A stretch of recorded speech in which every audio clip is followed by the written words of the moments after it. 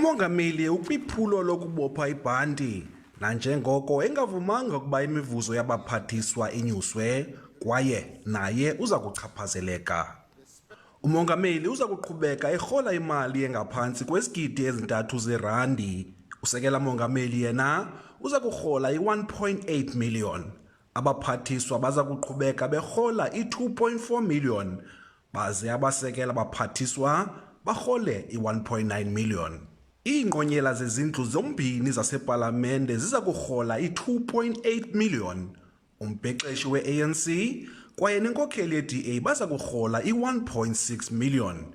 Iinkokheli zamanye amaqela ezopolitiko epalamente ziza kurhola i-1.3 million. Oosihlalo beekomiti baza kurhola i-1.4 million.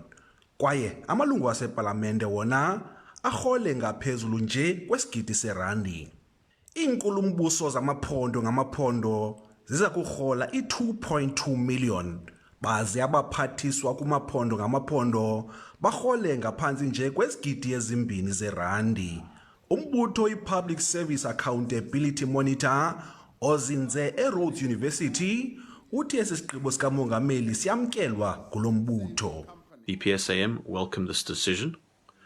Given the state of the economy, the fact that our debt has increased massively amidst the COVID realities, and the fact that we are servicing huge amounts of debt arising from the actions within our state-owned entities, a salary freeze is in order.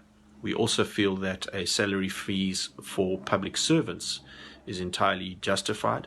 Abasebenzi bakarhulumente nabo bajijisana norhulumente ngezinyanzeliso zokunyuswa kwemivuzo. Xulelani Philip, SABC News ePalamente.